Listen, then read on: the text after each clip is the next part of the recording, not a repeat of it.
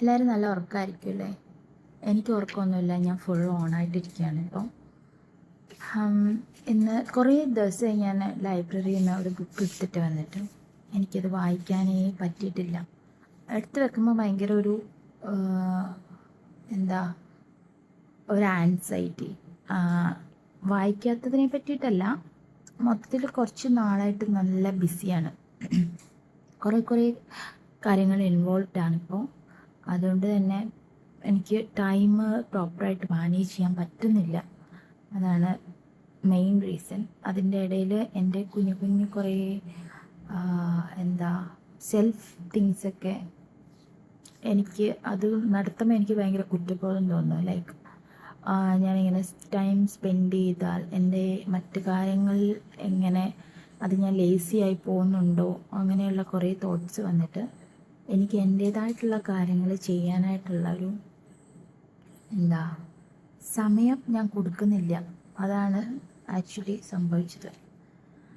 അപ്പോൾ ഇത് ഞാൻ എടുത്തിട്ട് കുറേ ഡേയ്സായി, എനിക്കിത് വായിക്കാൻ ഇതുവരെ പറ്റിയിട്ടില്ല. ഞാനിന്ന്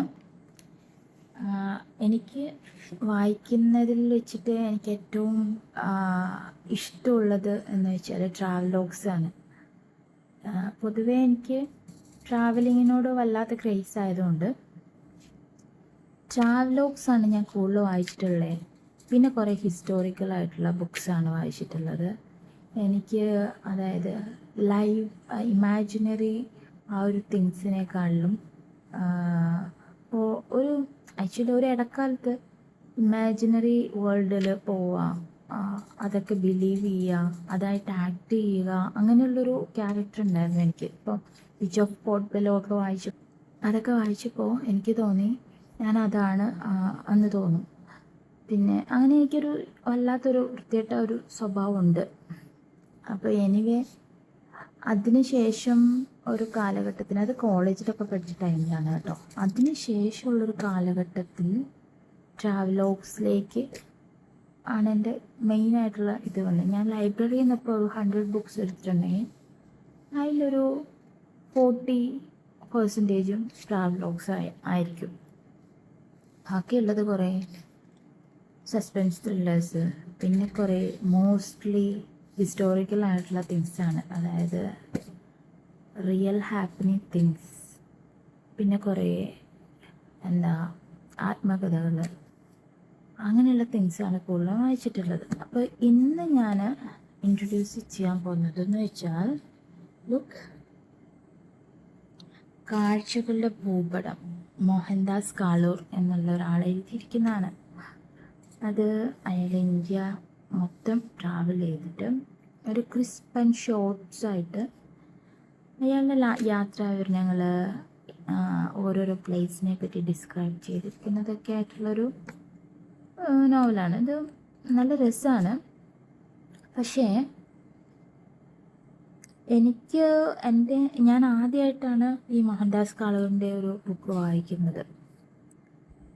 നോർമലി എൻ്റെ കയ്യിലുള്ളത് ഹൈമവതഭൂവിൽ MP വീരേന്ദ്രകുമാറിൻ്റെ ട്രാവലോഗ്സിന് വളരെ അഡിക്റ്റായിട്ടുള്ളൊരു ആളാണ് ഞാൻ. ലൈക്ക് വീരേന്ദ്രകുമാർ സാറിൻ്റെ ബുക്ക് വായിക്കുമ്പോൾ ഞാൻ ആ സൈറ്റിൽ നിൽക്കുന്ന പോലെ എനിക്ക് തോന്നും. ഞാനാണ് കാണുന്നത്, എൻ്റെ ഒരു കാഴ്ചപ്പാടിലാണ് എഴുതിയിരിക്കുന്നത്, അങ്ങനെയൊക്കെ എനിക്ക് തോന്നാറുണ്ട് കേട്ടോ.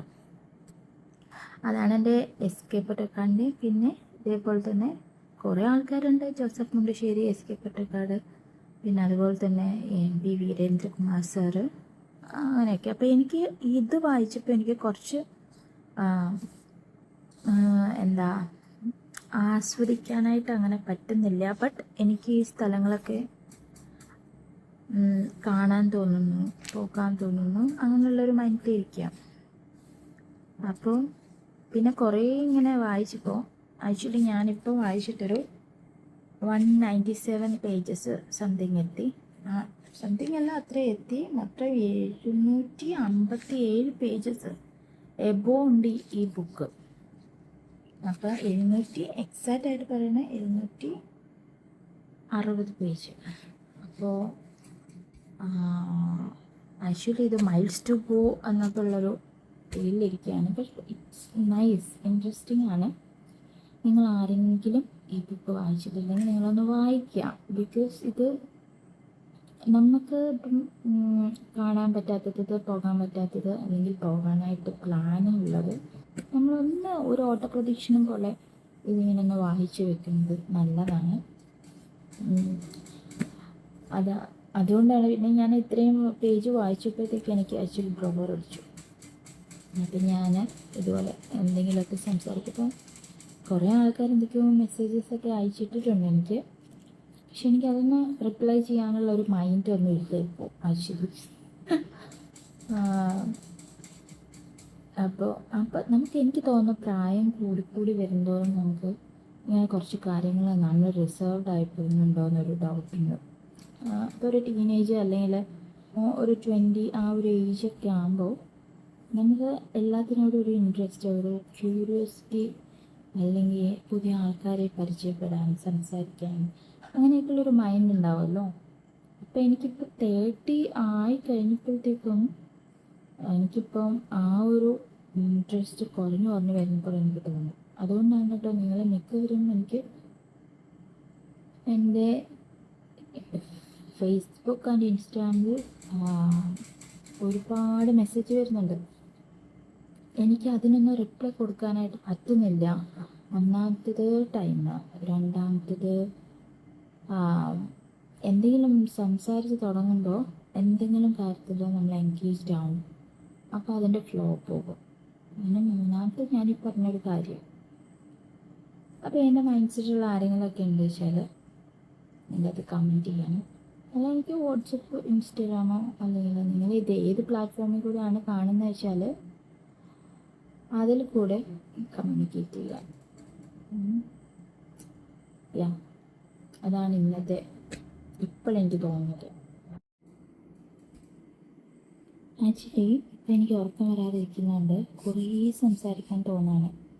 കുറേ ഇങ്ങനെ സംസാരിച്ചുകൊണ്ടേയിരിക്കുക, അല്ലെങ്കിൽ ആരെങ്കിലുമൊക്കെ പിന്നെ അത്ര കമ്പനിയുള്ള ആരെങ്കിലും വീഡിയോ കോൾ ചെയ്യാം, അല്ലെങ്കിൽ അത്ര ക്ലോസ് ആയിട്ടിരിക്കുന്ന ഏതെങ്കിലും ഫ്രണ്ടിനെ വിളിച്ച് കുറേ നേരം സംസാരിക്കുക, അങ്ങനെയൊക്കെ ഇപ്പോൾ തോന്നിക്കൊണ്ടിരിക്കുകയാണ്. ബട്ട് ഒത്തിരി ലേറ്റ് നൈറ്റ് ആയതുകൊണ്ട് എനിക്ക് അതിനോടുള്ള അങ്ങനെ ഒരുപാട് റെസ്ട്രിക്ഷൻസ് ഉണ്ടല്ലോ നമ്മുടെ ലൈഫിൽ, നമ്മൾ തന്നെ കീപ്പ് ചെയ്യുന്ന കുറേ റെസ്ട്രിക്ഷൻസ്. അപ്പോൾ അങ്ങനെയുള്ളൊരു എൻ്റെ ആകെയുള്ളൊരു കണക്ഷൻ എൻ്റെ ബെസ്റ്റ് ഫ്രണ്ടാണ്. അവളാണെങ്കിൽ ഒരു മൂവിക്ക് പോയിരിക്കുകയാണ്. സോ ഞാനാണെങ്കിൽ ഇങ്ങനെ വെറുതെ ഇരിക്കും. അപ്പോൾ ഞാൻ കൂടുതൽ പറഞ്ഞ് ബോറടിപ്പിക്കാനില്ല. ഈ ബുക്ക് വായിക്കാത്തവരാരെങ്കിലും ഉണ്ട് വെച്ചാൽ ട്രാവലോഗ് ഇഷ്ടപ്പെടുന്നവർ മോഹൻദാസ് കാളൂരിൻ്റെ കാഴ്ചകളുടെ ഭൂപടം എന്ന ബുക്ക് വായിക്കും. നമ്മുടെ എറണാകുളം ലൈബ്രറി ഞാനിപ്പോൾ റിട്ടേൺ ചെയ്യുമ്പം അവിടെ അവൈലബിൾ ആയിരിക്കും. ഞാനൊരു 1 വീക്കിനുള്ളിൽ ഡെഫിനറ്റ്ലി ഇത് റിട്ടേൺ ചെയ്യും. 700 പേജസ് ഉള്ളതുകൊണ്ട് എൻ്റെ ടൈം പോലെ ഒരു 1 വീക്കെങ്കിലും ആവും ഞാനിത് റീഡ് ചെയ്ത് തീർക്കാൻ. അപ്പം അതിനുശേഷം ആരെങ്കിലും ലൈബ്രറിയിൽ നമ്മുടെ ലൈബ്രറി മെമ്പർഷിപ്പ് ഉള്ള ആരെങ്കിലും ഉണ്ട് വെച്ചാൽ അവർക്ക് എടുക്കാവുന്നതാണ് കേട്ടോ ഇത്. അപ്പം ഇത് കാണുന്ന ആരെങ്കിലും ഉണ്ടെങ്കിൽ ഇത് വായിക്കാം. ജസ്റ്റ് ഒരു ഓട്ടപ്രദക്ഷിണം എന്ന് മാത്രമേ ഇതിനെപ്പറ്റി പറയാനുള്ളൂ. മൊത്തത്തിൽ നമുക്കൊന്ന് ഇന്ത്യ മൊത്തം ഒന്ന് റൗണ്ട് അടിക്കാം. അപ്പോൾ ഓക്കെ, ഞാൻ കൂടുതൽ ബോറടിപ്പിക്കുന്നില്ല. അപ്പോൾ ഗുഡ് നൈറ്റ്. അപ്പോൾ ഞാനിത് വായിക്കട്ടെ. Okay, bye bye.